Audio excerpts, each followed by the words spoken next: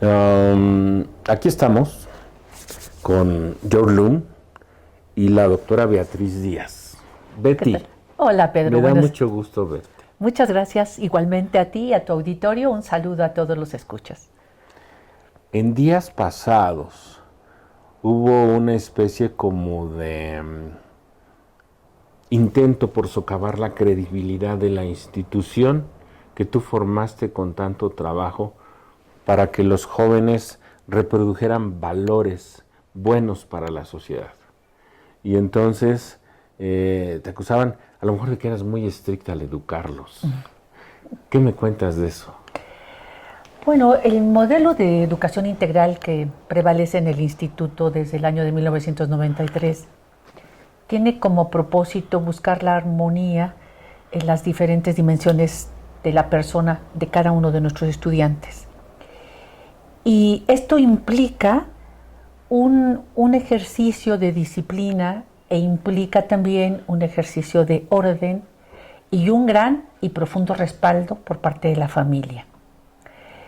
Lamentablemente, en estas últimas décadas ha habido una transformación social en donde los padres, con una carga muy importante de trabajo, de dobles jornadas, de exigencias laborales tan fuertes, han heredado sus responsabilidades educativas y nos las han ido acercando con mayor fuerza a las escuelas. Uh-huh.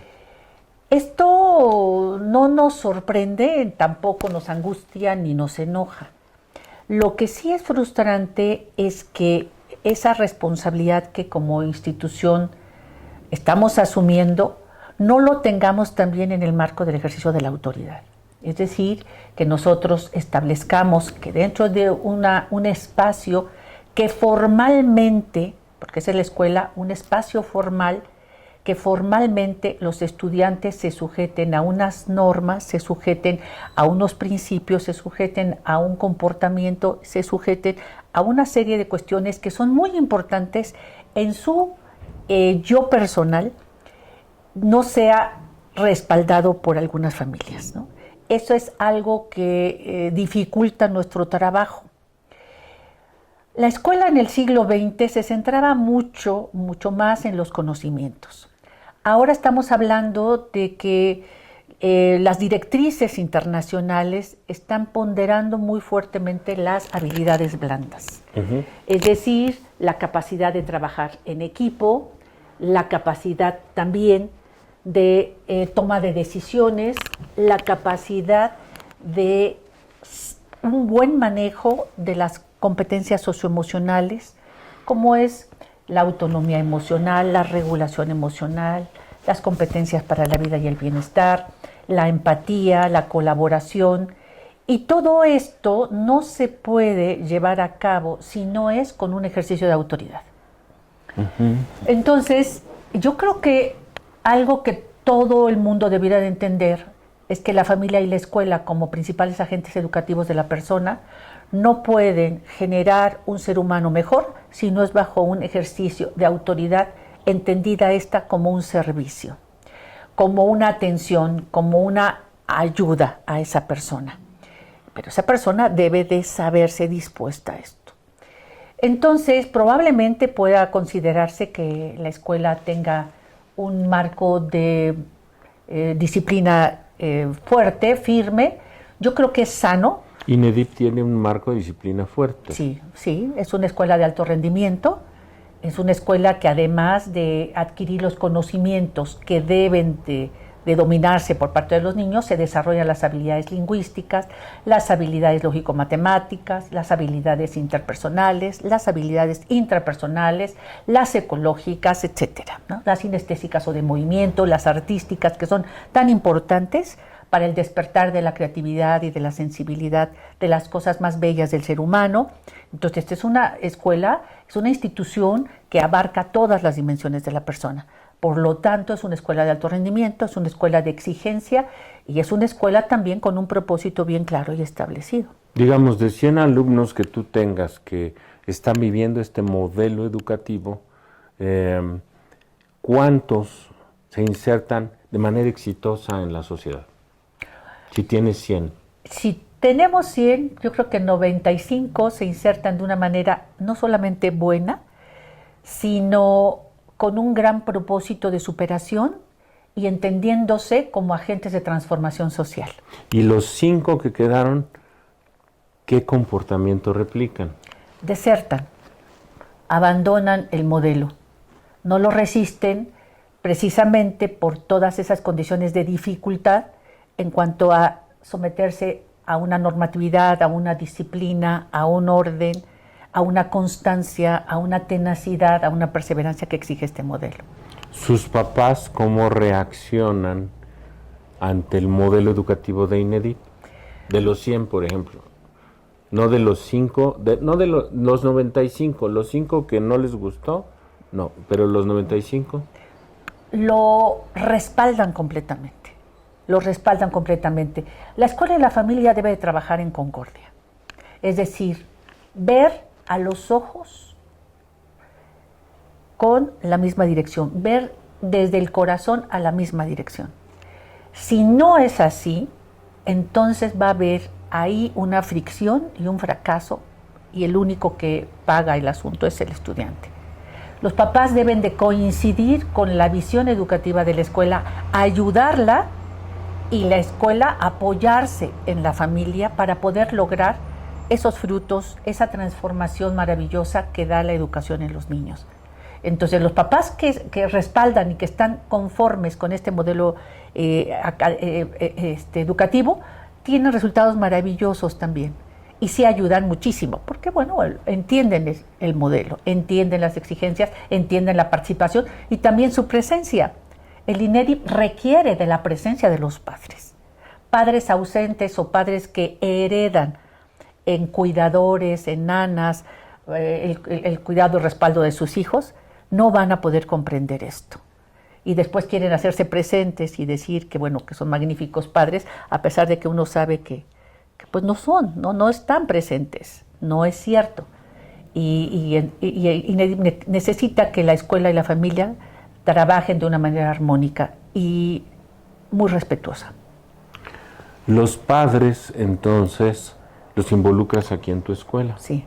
Y ellos colaboran a esa formación integral. ¿Por eso le pusiste integral? Así es, efectivamente. Cuando hablamos de integral, estamos hablando no solo de desarrollo o adquisición de conocimientos o del desarrollo de las habilidades que te comentaba, competencias, sino también el tercer gran eje que es muy importante es lograr la toma de conciencia de manera calificada de las actitudes. Es decir, que el alumno, que la alumna sea capaz de entender cuál es su posición en este mundo, qué debe hacer, cómo debe actuar para transformar y para ser mejor ella, él y los demás. Entonces, la toma de conciencia es el tercer gran eje importantísimo que debe arrojar una educación integral.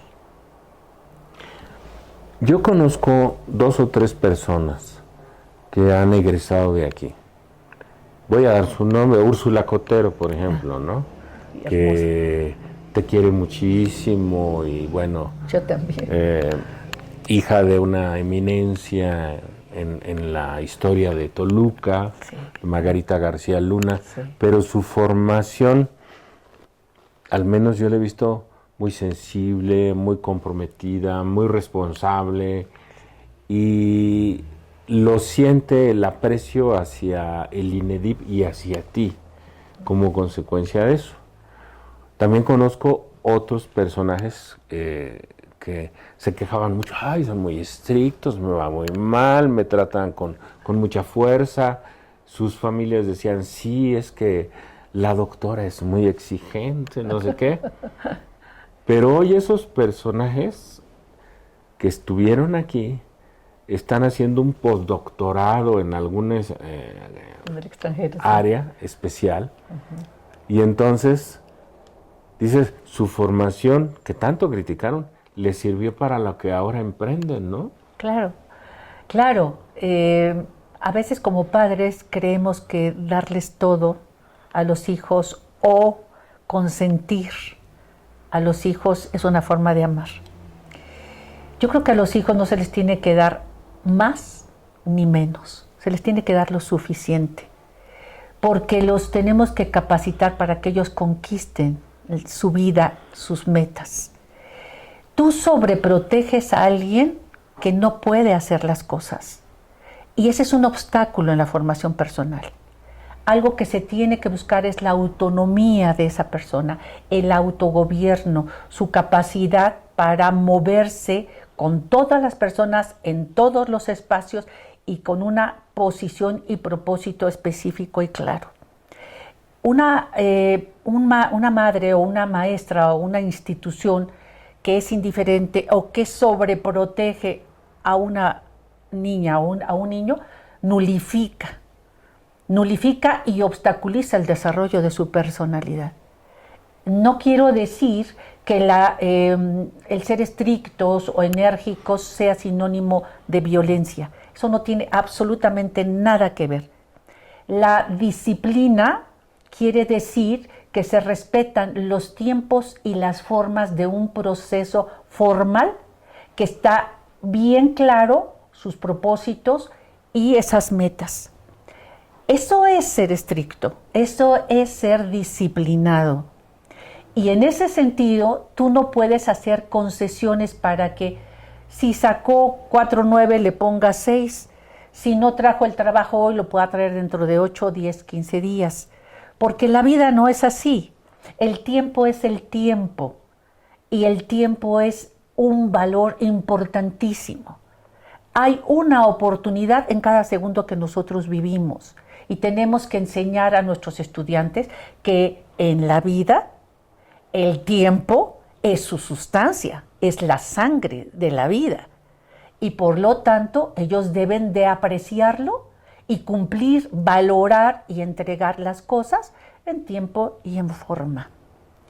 Y creo que además es una forma amorosa, hay un gran sentimiento amistoso entre ellos. A mí me da mucho gusto cuando nos llegan a invitar a las bodas o bautizos de los hijos de los Exainedib, pues me encuentro a toda la generación. Ahora son compadres, son amigos de toda la vida. Hay un gran sentido comunitario, porque son muy parecidos. ¿Cuáles son las características de los exalumnos? Un gran sentido de superación, buscan constantemente estudiar maestría, doctorado, postdoctorados, etcétera. Un gran sentido también de ser ciudadanos del mundo, de buscar esta comprensión del planeta, de resguardarlo, de cuidarlo, de respetarlo, de proporcionar formas para ello y también un gran sentido de amistad. Tradicionales en el manejo de sus conceptos de familia, en sus conceptos de la amistad, como una relación, como una potencia del alma para que tú puedas ayudar a otra persona, buscar que esté bien, que esté siempre lo mejor para ella, para su mundo. También son chicos que no se casan muy jóvenes, les gusta mucho pensar que el tiempo debe de ser oportuno cuando ellos deseen tener hijos o casarse y sobre todo un gran grupo de ciudadanos. Les importa su país, aman su país, tienen idea de un México ideal, quieren transformarlo y están ansiosos por participar en ello. Entonces, mencionabas a Úrsula, es un caso típico de una chica Exainedib, sensible, educadísima, propositiva, generosa y bueno, de esa manera se manifiesta en su ambiente laboral, en su ambiente, por supuesto, familiar, que proviene de una familia de muchísimos valores, de personas extraordinarias. Tuve la fortuna de ser muy amiga de mi querida Margarita García Luna, a quien siempre admiré. Aprendí muchísimo de ella y es uno de los grandes referentes de una mujer que en su generación rompió muchísimos mitos y muchísimas cuestiones a favor de la mujer. Fue una guerrera a favor del feminismo, entendido como la capacidad de la mujer para ubicarse en cualquier posición política y en cualquier posición social. Y Margarita lo logró en todos sentidos, desde el punto de vista de la paz, en el camino de la paz, en el camino del amor, en el camino del respeto, ¿no? Y por supuesto esa intelectualidad que fue tan típica de ella, 47 libros, cantidad de artículos, una adoradora de la ciudad de Toluca, de la historia de Toluca, de las tradiciones, de las familias. Entonces sí, es una gran fortuna haberla conocido, haber convivido con ella. Hicimos muchos viajes juntas y tuvimos la oportunidad también de coincidir en esa visión educativa de estos tiempos. Y la contraparte, luz y tinieblas. Así como hay un testimonio muy grande de exalumnos a favor, de repente hay algunas ovejitas que dicen, no, yo no quiero, yo estoy en contra. Y creo que hubo el caso de alguien que precisamente en este momento está reclamando algo, ¿no? De que se ejerció violencia en su educación y no está de acuerdo y lo está viviendo el INEDI. No, no es que la escuela haya... la acusación de esta persona es respecto de un trato de un estudiante con otro estudiante en el segundo grado de secundaria. Entonces, hay que pensar que las relaciones interpersonales en las diferentes edades tienen sus complejidades. Y uno de los momentos más complejos en la educación es precisamente la secundaria. ¿Y por qué es la secundaria? Porque cuando los jóvenes, los niños despiertan en la pubertad, se encuentran con que se están transformando igual que las mariposas y que tienen que batir sus alas, que tienen que tomar fuerza, pero todo este proceso es muy doloroso para ellos, es muy difícil. No se encuentran a sí mismos y consecuentemente su autoestima no siempre es lo que pudiese o debiera ser. Pero son los adolescentes del mundo, no solamente son los de INEDI o los de otra escuela o de otro país, es en general. ¿Cómo podemos comprenderlos si en sus relaciones interpersonales no están en paz? Es muy difícil que en sus relaciones inter con otras personas ellos puedan ser muy conscientes o muy ponderados o muy equilibrados. La verdad es que van a tener muchos errores en las relaciones entre ellos. Y esto que sucedió es precisamente una situación inadecuada entre una chica y otro estudiante, de molestarla, de pues, realizar algunos comentarios inapropiados, ¿no? Pero realmente no es que la escuela en sí haya hecho algo, sino nos acusa la persona, la familia, de omitir procesos o protocolos. La situación es que eso nunca ha sido cierto, porque nosotros tenemos un protocolo, tenemos las bitácoras donde se firmaron los acuerdos con los padres, la llamada de atención del estudiante y pues vigilar que los demás estudiantes vivieran en un clima de armonía. Pero siempre hay que entender que trabajar con preparatoria es una cosa, las relaciones interpersonales de los estudiantes de preparatoria son mucho más completas porque ellos ya están más avanzados en su desarrollo socioemocional e intelectual, y que las relaciones entre los estudiantes de secundaria son mucho más complejas, son mucho más irascibles, porque ellos están así, están inquietos, están inseguros y también, por supuesto, tienen marcos de celos, de envidias, de competencias, porque no saben lo que ellos son. Hay necesidad de un trabajo mayor de autoconocimiento para que puedan entender que no necesitan envidiar a otros si van reconociendo sus propias cualidades y con esas buenas cualidades tener un relacionamiento interpersonal mejor.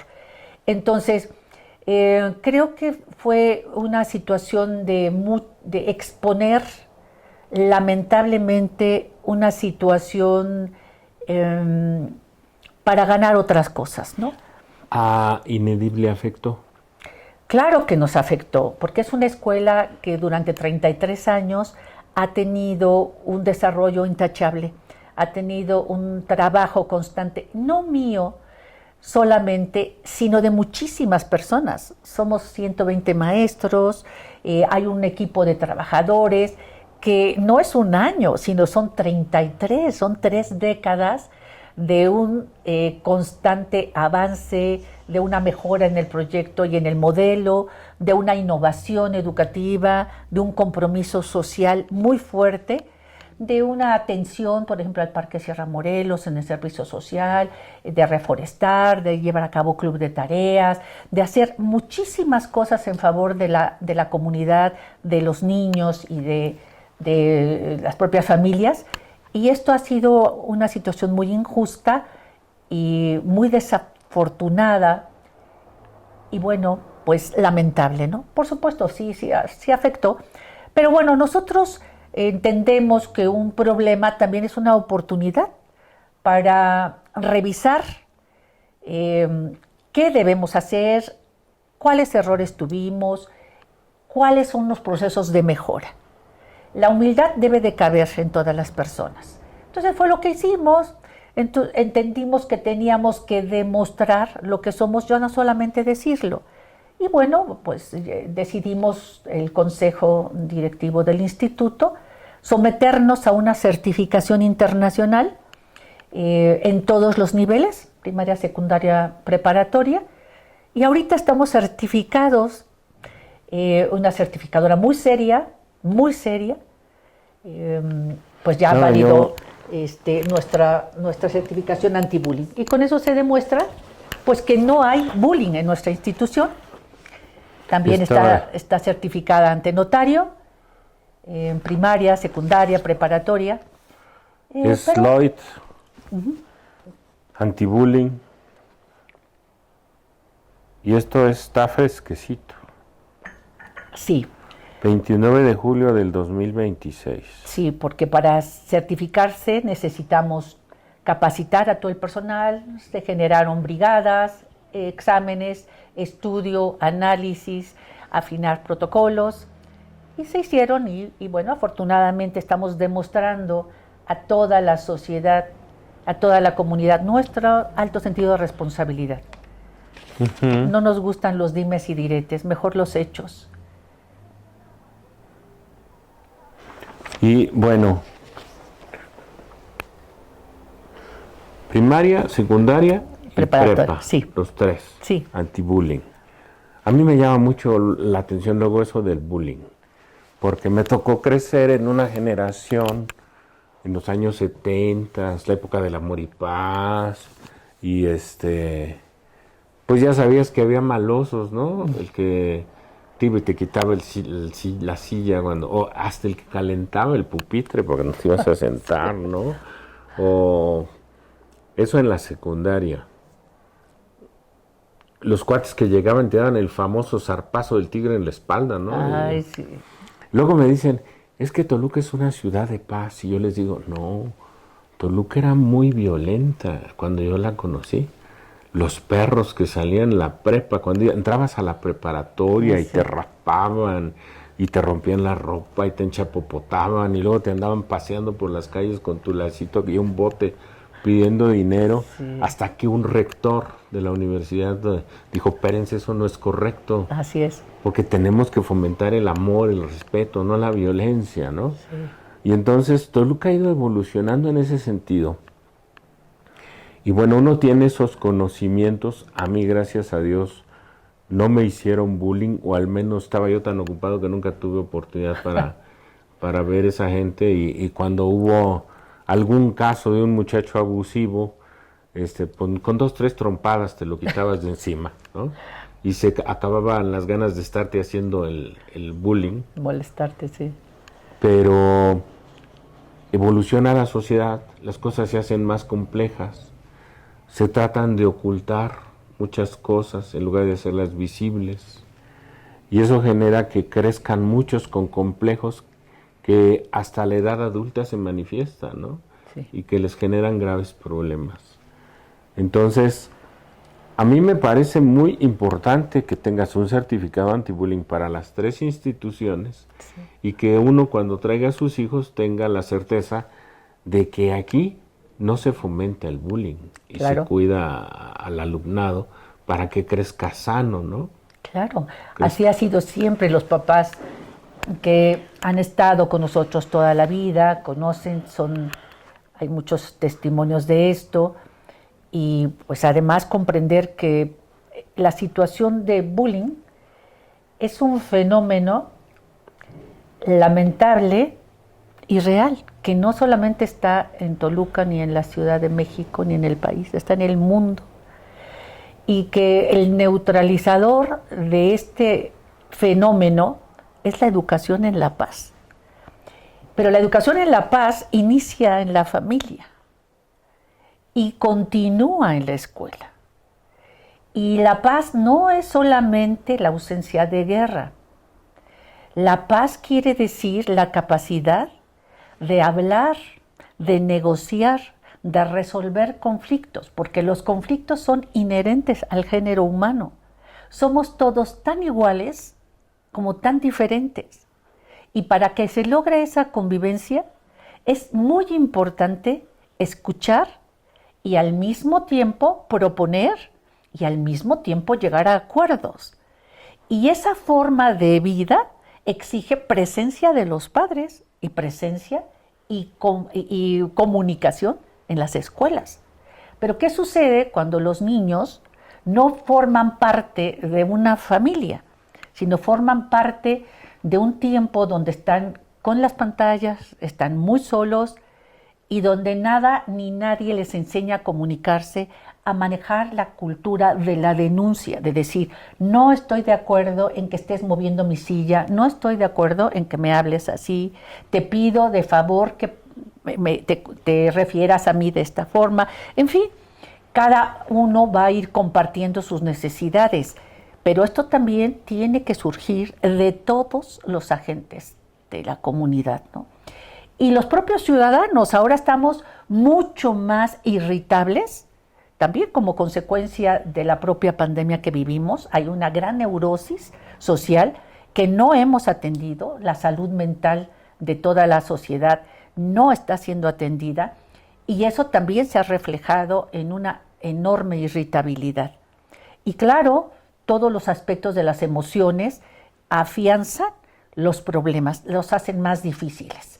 En INEDIP tenemos la educación socioemocional, editamos hace ya algunos años 2 libros, 2 tomos del emocionario axiológico, un material que es único, de verdad es maravilloso, porque a partir de la clasificación de las emociones de Robert Plutchik, ese círculo cromático de 145 emociones, las fuimos conceptualizando en un libro con una visión psicológica, después se desarrolla alguna narrativa en la literatura, alguna moraleja, alguna cuestión que explique esto, y después un ejercicio pedagógico para que se demuestre que el alumno fue capaz de comprender cómo se vive esta emoción o qué cosa es esta emoción.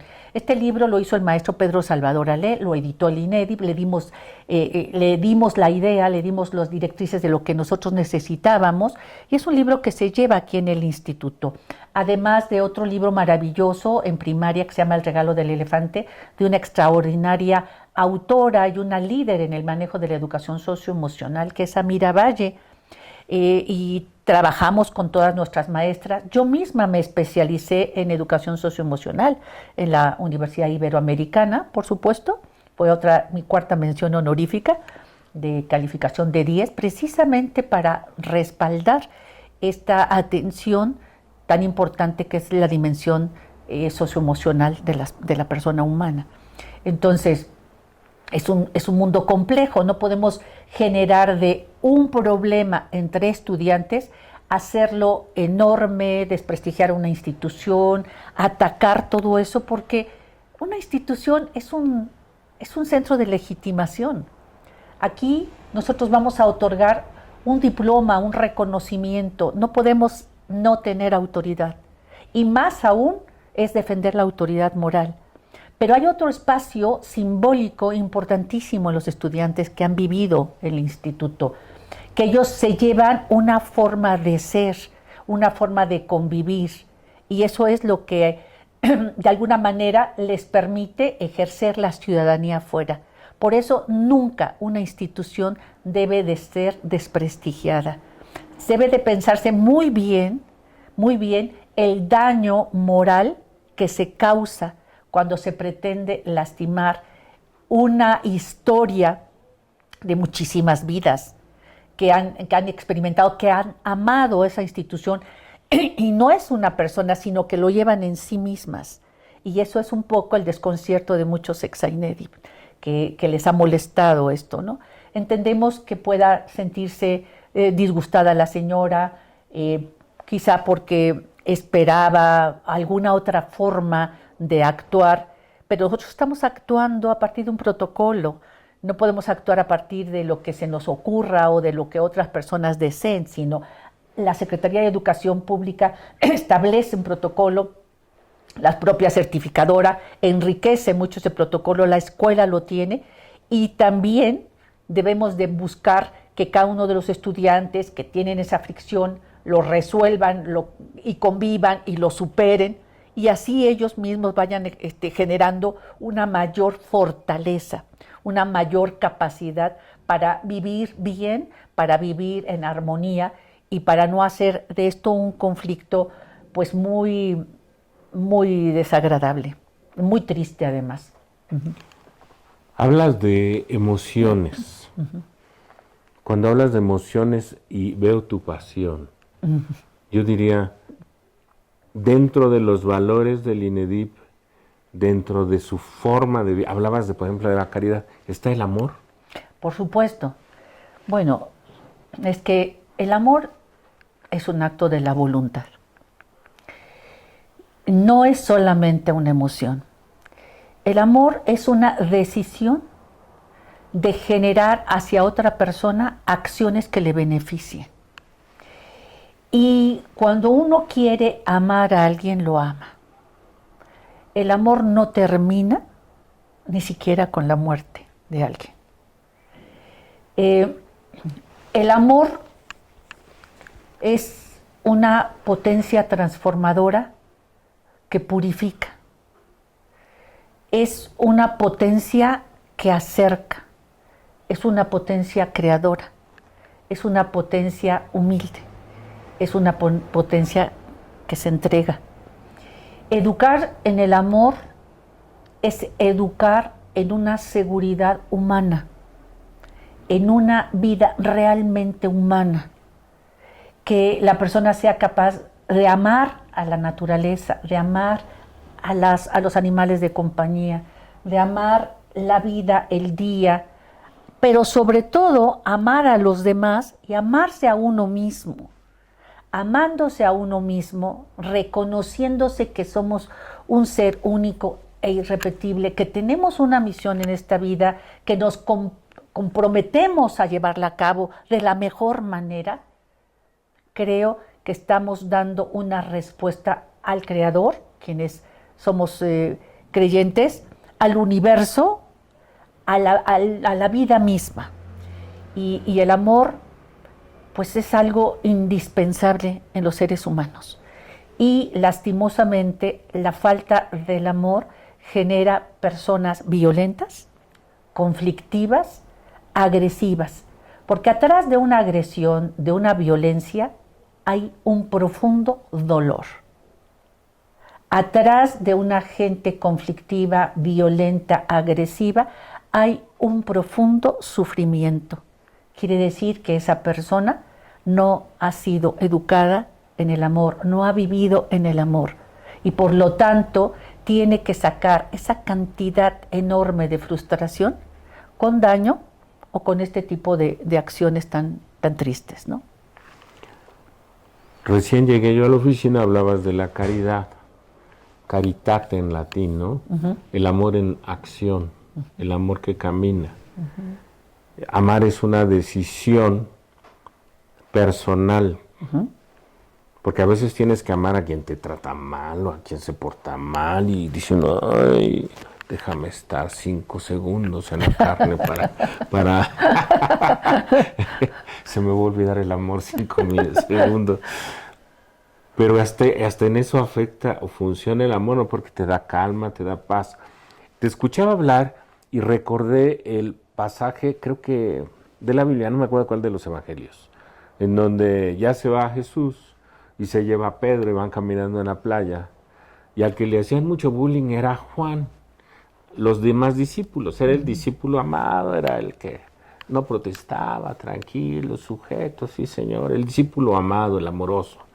Y Pedro era el guerrillero, el celote, el bronco, y era el que tenía la misión que le dice: apacienta mis ovejas, ¿no? Cuídalos. Todos la tienen, pero tú eres el cabecilla. Y cuando lo tiene allá arriba, tú eres la cabecilla de Inédito, ¿no? Y entonces cuando lo tiene ahí arriba, Jesús a Pedro, y el Pedro celoso se voltea y ve a Juan que ahí va, como queriendo acercarse al grupo. Y le dice: mira, maestro, ¿y ese qué? Y entonces Jesús con amor le dice: si yo quiero que él quede, ¿qué a ti? O sea, ocúpate en las cosas que te edifican a ti. Sí, claro. Que te hacen ir hacia adelante, Claro. que te permiten cumplir la misión que te he dado. Y ama a tu prójimo.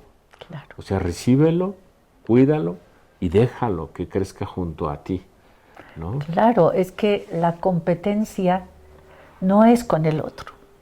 La competencia es con uno mismo. Es tratar de que hoy yo sea mejor que ayer. En esa medida, si yo tengo este pensamiento, esta reflexión y este principio, no van a hacer la envidia en mí, nunca. Porque yo entiendo que todo el mundo tiene su propio camino, tiene sus propias capacidades, también sus propias decisiones, de querer ser un líder o no, de querer hacer esto o no. Y ese es el libre albedrío. Yo no tengo que estarme comparando con los demás, es una historia, además, que no me pertenece. Pero el amor fraterno es el amor al género humano. Y no quiere decir que yo, por amar al género humano, tenga que, por ejemplo, soportar que alguien me golpee o que... No. Se trata precisamente de ir comprendiendo quién es cada persona e ir colocándolos en su lugar. Y también, por supuesto, la defensa. La defensa de lo que no debemos permitir es parte del amor propio, es parte del amor a nosotros mismos y es parte también de entender que si nosotros ayudamos a que la gente, a que las personas comprendan que cada uno tiene su propia historia, su propia forma y su propio camino, debemos de respetar y jamás estarnos en el marco de las comparaciones, ¿no? Porque así es muy difícil estar viviendo con los elementos de otros, con la historia de otros. No, yo siempre se lo digo a mis alumnos, no vean a los demás, porque la competencia es con ustedes mismos. Mejor dime qué hiciste este año, cuántos museos conociste, qué óperas escuchaste, cuántos libros leíste, qué hiciste por otros, qué es lo que te ha enriquecido este año. Y no dejes nunca pasar un año sin haber hecho algo por ti que demuestre que te amas, que te reconoces y que estás enriqueciendo tu espíritu, tu corazón, tu cuerpo, tu alma, ¿no? Y yo creo que así uno vive en paz. Cuando menos esa ha sido una de las reglas de mi vida, ser hoy mejor que ayer. Entonces, los problemas este año que tuvimos ante esta situación de acusaciones muy, muy falsas, muy difíciles, pues los dejo como un desafío en seguir demostrando y en seguir tratando de que los protocolos sean lo más efectivo, lo más adecuado posible, pero también conocer la realidad de cada una de las edades que viven los alumnos, para que sepamos. ¿El amor te va a edificar más que el odio? No, por supuesto, el odio destruye, el odio es un veneno, el odio es un anticamino, es muy triste. No. El odio debe de estar fuera de ti en la mayor parte de las cosas, ¿no? Esto tiene que salir y si te lastiman y te ofenden o pues simplemente dejar que al tiempo, ya lo decía Cervantes, el tiempo es el justiciero, el tiempo pone a la gente en su lugar. Y bueno, yo, sabes, adoro a Cervantes. Ya lo vi, por toda la escuela me encuentro Quijotes. Bueno, es que yo creo que es un libro sabio, es un libro extraordinario. Me encanta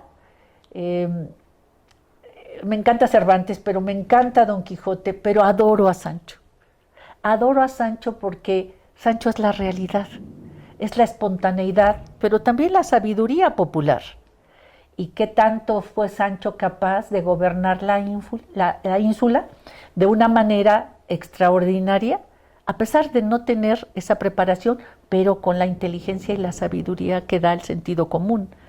Es muy interesante y pues siempre trato de leerlo, no me lo pierdo y lo disfruto muchísimo. Fue un genio, el hombre que creó el libro más importante de la literatura hispana iberoamericana, Cervantes. Uh-huh. Cervantes.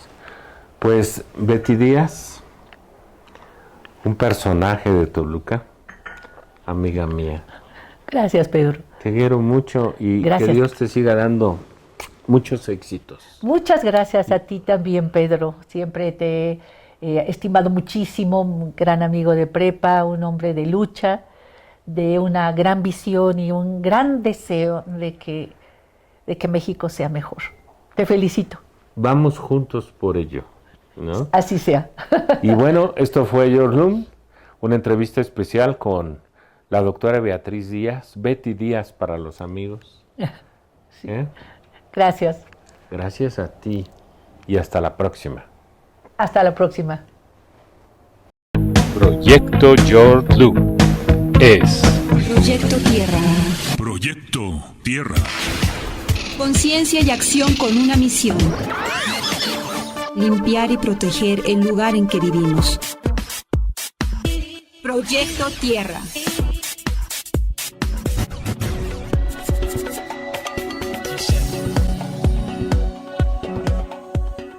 Proyecto Your Room.